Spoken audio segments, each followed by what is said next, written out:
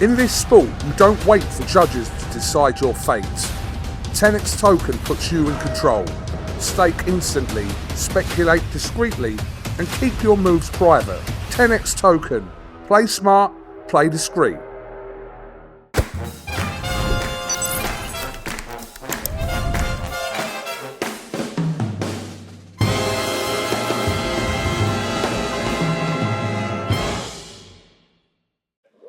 This is Colin McGuigan for IFLTV. Delighted to be joined by Pat Brown in Orlando. Pat, your US debut. Did you ever envisage it so quick with Matthew? I know I think Sam said it was in your contract, but did you envisage this moment so soon?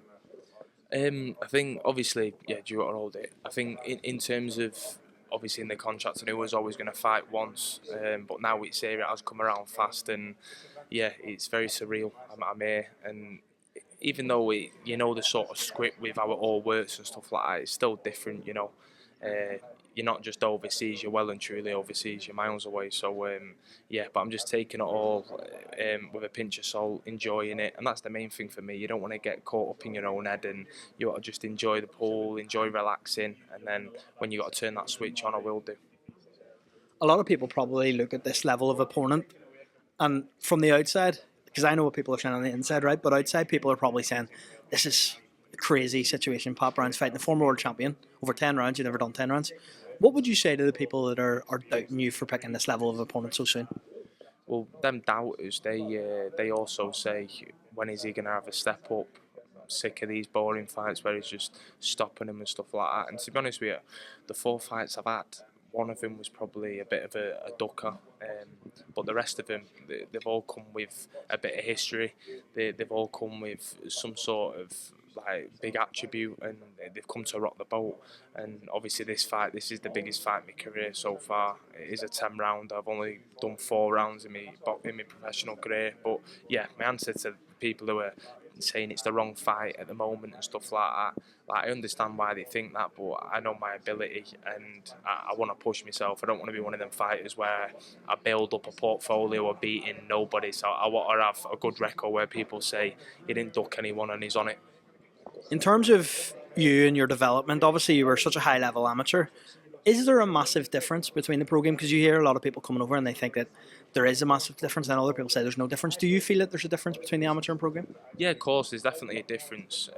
But then there's loads of similarities as well. So where we are today, we're obviously this certain resort that we're staying in, and the way it looks. I've seen this before when I've boxed in Germany, when I've boxed in. I've not boxed in America, but I trained over there. But when I've boxed all around the world, I've been in these sort of resorts, fighting in a ballroom and stuff. So it's nice to get, I'm familiar with all this. So it has its perks, but in terms of like the differences, the small gloves, they're massive, with your defence and stuff like that. And just the whole press and the build up to it all. When you're an amateur, I've been fighting the best as an amateur for a good few years, and no one tells you then, he's too good for you, he's this, he's that. But when you turn over professional, there's a lot more opinions happening, and I just like to stick on my own track, in my own head, and I know what I need to do. Eddie said to me today, he's never quite worked with someone like Pat Brown. He said that you're probably one of the best signings he'll ever make, and that he has serious thoughts about your future. He doesn't want to say it because he doesn't want to keep bigging it up. When you hear things like that, does that put pressure on you, or do you like that pressure? Do you like hearing those comments? Yeah, of course, it's definitely added pressure, but it's good pressure. Whoever wants to be a world champion in the sport, you're going to have a tremendous amount of pressure. You're going to have a tremendous amount of opinions, whether they're good or bad. And you've just got to kind of get used to it, soak it up, and it's part of the game. And that's all that I'm doing. I don't let it get to my head, and I'm certainly not one of them people where I like to flash about and I'm the big I am, because you can soon drop like that. And like I said, I've got a massive fight this weekend. I'm fully focused on it, even though I'm enjoying myself here, chilling out by the pool and that. I know the job that I'm up against, but I'm in a good position. I'm privileged. I'm a United season ticket holder, right? I know that you love United. Is there a part of you that wants to fight at Old Trafford before it goes? Because obviously we're in a situation where it's not going to be too much longer that the stadium's there. Is that in the back of your mind as well, Tim? Yeah, definitely.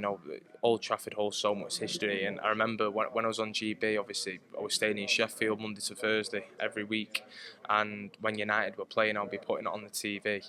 And when it's at Old Trafford, it's just I'm in Sheffield, but I'm getting comfort from seeing Old Trafford on the TV because it's just home, and the club's been treating me tremendously. They've been inviting me to games and stuff like that, and it has a very, very special part of my heart. Definitely, United has ever since I was a kid, and I'm only 15 minutes down the road from Old Trafford. So yeah, it's just home. And if I could ever headline there and sell it out, that would be top anything that for me. Talk to me about the first time you met Dave Allen. What was your thoughts the first moment you met him? Did you like him straight away? Well, the first time I knew of him, I was only a kid. I was about 15, and I was watching Sam Hyde, funny enough, because he used to box at Sale West and that. And I went and watched Sam Hyde's fight, and I think Dave, I don't know if Dave was fighting on that card, or he might, yeah, I think he did box on that card, to be fair. And I ended up getting a photo with him and Sam, and I didn't think anything of it then. I just thought, it's just Dave. I wasn't a fan or anything like that.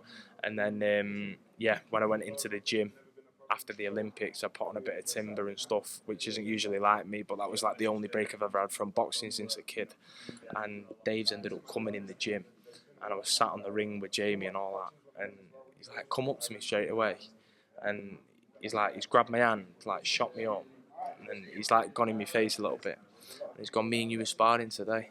So I've gone like, all right, and no worries. Well, I'm not going to say no to a spar.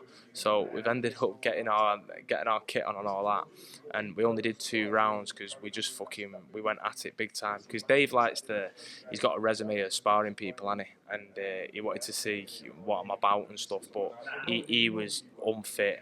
That was my first spar back since the Olympics, which was months.